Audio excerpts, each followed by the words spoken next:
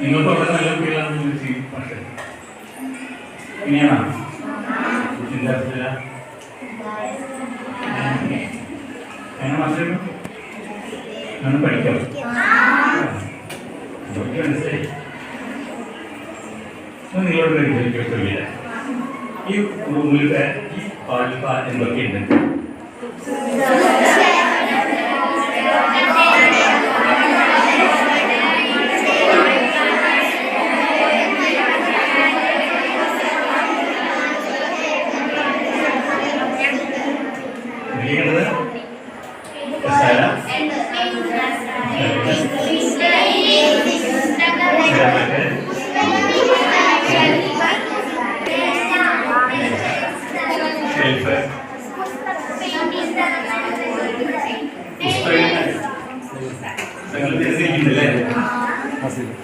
ഈ പുസ്തകങ്ങൾ എന്താ ചെയ്യാ? ചിന്തിക്കാൻ പറ്റില്ല. ചിന്തിക്കാൻ പറ്റണം. ഈ കാണുന്ന പുസ്തകങ്ങളൊന്നും ഒരുപക്ഷെ 50 കൊല്ലം കഴിഞ്ഞാൽ കണ്ടുവരില്ല. പുസ്തകങ്ങളെ കാണില്ല, പാഠപുസ്തകങ്ങളെ കാണില്ല. അങ്ങനെ ചിന്തിക്കാൻ പറ്റുന്നുണ്ടോ? പക്ഷെ പഠിക്കാതിരിക്കാൻ പറ്റില്ല. അപ്പോൾ പുസ്തകങ്ങളിലെങ്കിലും നമുക്ക് പഠിക്കണ്ടേ? പുസ്തകങ്ങളിലെങ്കിലും നമുക്ക് വായിക്കണ്ടേ? എങ്ങനെയാ വായിക്കാം?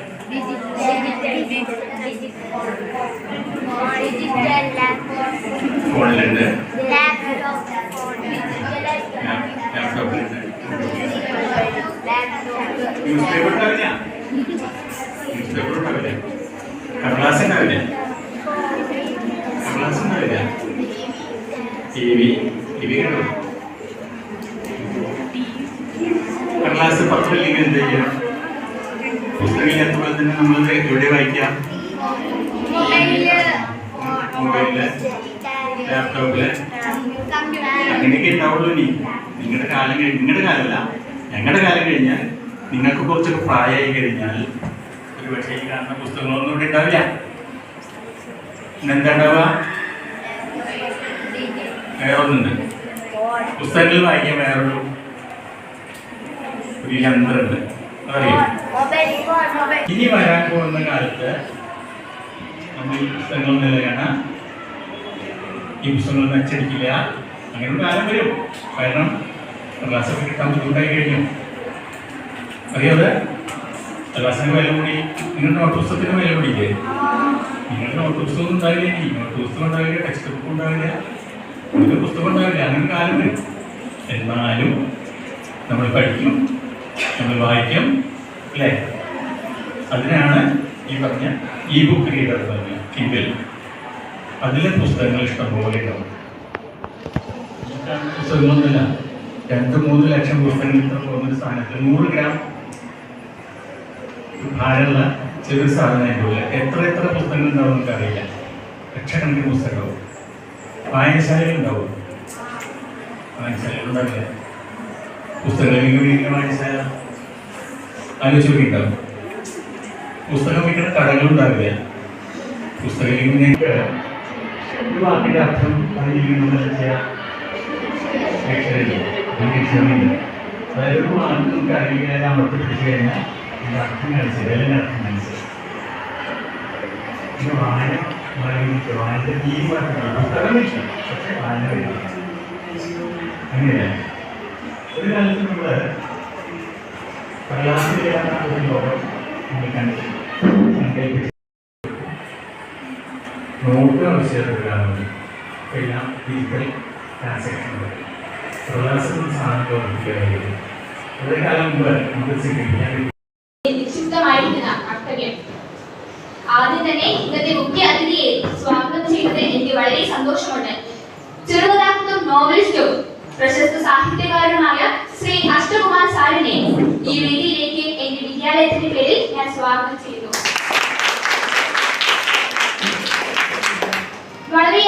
വളരെയധികം തിരക്കുകൾക്കിടയിലും നമ്മുടെ ക്ഷണം സ്വീകരിച്ചുകൊണ്ടാണ് അദ്ദേഹം ഇവിടെ എത്തിച്ചേർന്നിരിക്കുന്നത്. അടുത്തതായി നമ്മുടെ വിദ്യാലയത്തിന്റെ പ്രധാന അധ്യാപകനും ഈ യോഗത്തിന്റെ അധ്യക്ഷനുമായ ശ്രീ ഉണ്ണികൃഷ്ണ മാസ്റ്ററിനെ ഈ യോഗത്തിലേക്ക് സ്നേഹപൂർവ്വം സ്വാഗതം ചെയ്യുന്നു. അടുത്തത് ആശംസകൾ അർപ്പിക്കാൻ എത്തിയിരിക്കുന്നത് HNC പുസ്തക പ്രദർശനത്തിന്റെ കോർഡിനേറ്ററായ സുനിൽ സാറിനെ വിദ്യാലയത്തിന്റെ എന്റെ CNN വിദ്യാലയത്തിന്റെ പേരിൽ സ്വാഗതം ചെയ്യുന്നു. നമ്മുടെ വിദ്യാലയത്തിലെ പ്രധാന അധ്യാപകൻ ശ്രീജിത്ത് വാര്യർ മാഷിനെ ഈ യോഗത്തിലേക്ക് സ്വാഗതം ചെയ്യുന്നു. വിദ്യാലയത്തിലെ സാഹിത്യ പ്രവർത്തനത്തിന് എല്ലാ പ്രോത്സാഹനം നൽകുന്ന നമ്മുടെ ഏറ്റവും പ്രിയപ്പെട്ട ശ്രീജിത്ത് ഉത്തേടത്ത് മാഷിനെ ഈ യോഗത്തിലേക്ക് സ്നേഹപൂർവ്വം സ്വാഗതം ചെയ്യുന്നു.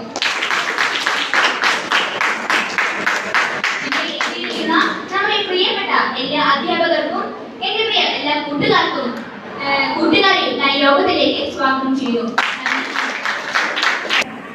കഴിഞ്ഞ വർഷത്തെക്കാളും വളരെ വിപുലമായി കാണുന്നത് ഈ വർഷം മൺസൂൺ സാഹിത്യോത്സവം സംഘടിപ്പിച്ചിരിക്കുന്നു. നമുക്ക് നമ്മുടെ വിദ്യാലയത്തിലെ വർഷങ്ങളായി ഇവിടെ പ്രവർത്തിച്ചു വരുന്ന വായനാക്കൂട്ടം, അതിലെ വിദ്യാർത്ഥികൾ,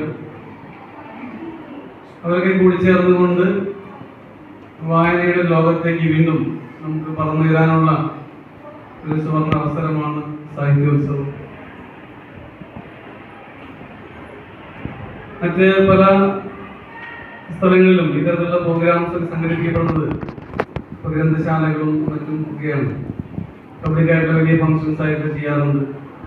പക്ഷേ സ്കൂളുകളിൽ ഇത്തരത്തിലുള്ള സാഹിത്യോത്സവം ഒരുപക്ഷെ നമ്മുടെ വിദ്യാലയത്തിലാണ് ഇത്തരത്തിലുള്ള ആക്ടിവിറ്റീസ് കൂടുതൽ നടക്കുന്നത്. മറ്റേ പല വിദ്യാലയങ്ങൾ അന്വേഷിക്കുമ്പോൾ അത്തരത്തിലൊന്നും ഒരു വായനാക്കൂട്ടമോ അല്ലെങ്കിൽ ഇത്തരത്തിലുള്ള സാഹിത്യോത്സവമോ ഒന്നും അങ്ങനെ നടക്കാറില്ല. വേറെ പല ആക്ടിവിറ്റീസ് ഉണ്ടാവും. പക്ഷെ നമ്മളെ സംബന്ധിച്ച് നമ്മളൊക്കെ ഇത്തരത്തിലുള്ള വായന തല്ലി കഴിഞ്ഞ പ്രശ്നമാണ് അല്ലേ? വഴക്ക് പറയാൻ പറ്റുമോ? അതും പറ്റില്ല. വഴക്ക് പറഞ്ഞാലും വീട്ടിൽ നിന്ന് ടീച്ചേഴ്സ് പാരൻസ് ആയിട്ട് വരും അല്ലേ? പത്രക്കാരൊക്കെ ഇങ്ങനെ പറഞ്ഞു. അങ്ങനെ എന്താ ഉണ്ടായിട്ടുണ്ട്. ഇനിയിപ്പോ നിങ്ങളെ പാരൻസ് വഴക്ക് പറഞ്ഞാലോ നിങ്ങൾ എന്തെങ്കിലും നിങ്ങൾ സ്വയം പഠിക്കണം. ചെന്ന സമയത്തില്ല അതില് അരിഞ്ഞു ചേർന്ന് വീട്ടിലെ പാരൻസ് വിളിക്കുന്നു, അതേപോലെ നമ്മൾ പോലെ സമയത്ത് പക്ഷെ നമ്മൾ വായിച്ചുകൊണ്ടേയിരിക്കുന്നു. അങ്ങനെ ആരുണ്ടായിട്ടുള്ള അല്ലേ? അതാണ് ശരിക്കും വായന. പല പുസ്തകം വായിക്കണം തോന്നാം. ചില പുസ്തകം വായിക്കുമ്പോൾ വളരെ ബോറിംഗായിരിക്കും, വളരെ അടച്ചു. പക്ഷെ ചില പുസ്തകങ്ങൾ നമുക്ക് വായിച്ചാലും മതി വരാറുണ്ട്. ഒരു വട്ടം വായിച്ചാലും വീണ്ടും വായിക്കണം. അങ്ങനെ പുസ്തകമാക്കി അത് വലിയ കാര്യമില്ല. ആരും പുസ്തകം എഴുതുന്നുണ്ട്, പക്ഷെ വായിക്കാൻ ആരെങ്കിലും ശരി നല്ല വായനക്കാരുണ്ടാവണം, നല്ല എഴുത്തുകാരുണ്ടാവണം. അങ്ങനെ നമ്മുടെ വിദ്യാലയത്തിൽ കഴിഞ്ഞ മുൻവർഷങ്ങളൊക്കെ കുട്ടികളുടെ പുസ്തകങ്ങൾ കൂടി ഒരു പുസ്തകത്തെ കുറിച്ച് ചർച്ച ചെയ്യുകയും അതിന്റെ നിരൂപണം ആസ്വാദനം ഒക്കെ പറഞ്ഞ് അങ്ങനെ ആ പുസ്തകത്തെ കുറിച്ച് കൂടുതൽ അറിയാവുന്നതാണ്. അങ്ങനെ അറിയുമ്പോൾ നമുക്ക് കൂടുതൽ മേഖലകളിലേക്ക് ഇറങ്ങാൻ സാധിക്കും. അപ്പോൾ ശരിക്കും നമ്മൾ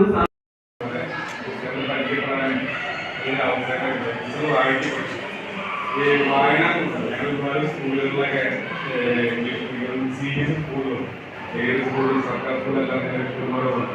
അവിടെ നിന്നും കാണാത്ത ഒരു സംഭവമാണ് വായനാക്കൂട്ടം. ഈ വായനാക്കൂട്ടം ഉണ്ടാക്കിയെടുത്ത സ്കൂൾ അത് ആദ്യമായിട്ട് അഭിനയിക്കുകയാണ്.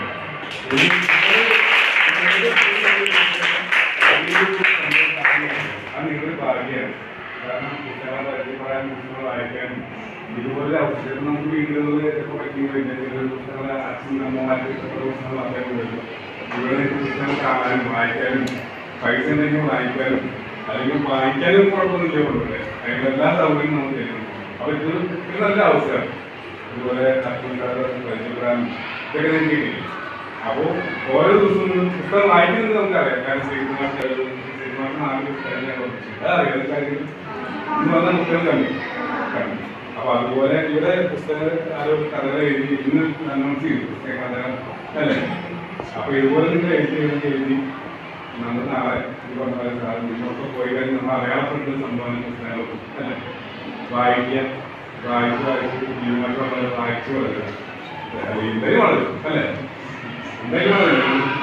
വായിച്ചു കഴിഞ്ഞാൽ ഈ പറഞ്ഞ പോലെ ഇഷ്ടംപോലെ മലയാളം പുസ്തകങ്ങൾ ഞങ്ങൾക്ക് വായിക്കാൻ താല്പര്യമില്ല. വിശുദ്ധമായ പുസ്തകം ഞാൻ പറഞ്ഞ ഒരു ലോകമാണ്. അപ്പോൾ വായിച്ചു വരിക. ഈ വായന ഈ വായന എല്ലാ ആശംസ വായനയിലൂടെ അറിവിന്റെ ലോകത്തേക്ക് നമ്മെ നയിച്ച മൺസൂൺ ലിറ്ററേച്ചർ ഫെസ്റ്റിവലിൽ അധ്യക്ഷപദം അലങ്കരിച്ച school head master Shri EP Unnikrishnan മാഷിന് ഹൃദയത്തിന്റെ ഭാഷയിൽ നന്ദി അറിയിക്കുന്നു. ഈ സാഹിത്യോത്സവം ഇവിടെ ഉദ്ഘാടനം ചെയ്ത പ്രശസ്ത എഴുത്തുകാരനും സാംസ്കാരിക പ്രവർത്തകനുമായ ശ്രീ അഷ്ടമൂർത്തി സാറിന് ഏറെ ബഹുമാനത്തോടെ സ്കൂളിന്റെ പേരിൽ നന്ദി അറിയിക്കുന്നു. ആശംസകൾ അർപ്പിച്ച് സംസാരിച്ച HNC പുസ്തക പ്രദർശനത്തിന്റെ കോർഡിനേറ്ററായ സുധീഷ് സാറിന് ഏറെ നന്ദി അറിയിക്കുന്നു. ഈ സാഹിത്യോത്സവം ഏറ്റവും വിജയകരമായ രീതിയിൽ നടത്തിക്കൊണ്ടുവരാൻ പ്രയത്നിച്ചുകൊണ്ടിരിക്കുന്ന നമ്മുടെ വിദ്യാലയത്തിലെ അധ്യാപകനും എഴുത്തുകാരനുമായ ശ്രീജിത്ത് മുഖ്യാട്ട് മാഷിനും നന്ദി അറിയിക്കുന്നു. ഈ യോഗത്തിൽ സ്വാഗതം ആശംസിച്ച CNN സ്കൂളിലെ വിദ്യാരംഗം കലാസാഹിത്യ വേദി പ്രസിഡന്റായ ശ്രേയ S. കുമാറിനും നന്ദി അറിയിക്കുന്നു. അതോടൊപ്പം ഈ പരിപാടിയിൽ പങ്കെടുത്ത എല്ലാ പ്രിയപ്പെട്ട അധ്യാപകർക്കും എൻ്റെ എല്ലാ സുഹൃത്തുക്കൾക്കും നന്ദി അറിയിച്ചുകൊണ്ട് നന്ദി, നമസ്കാരം.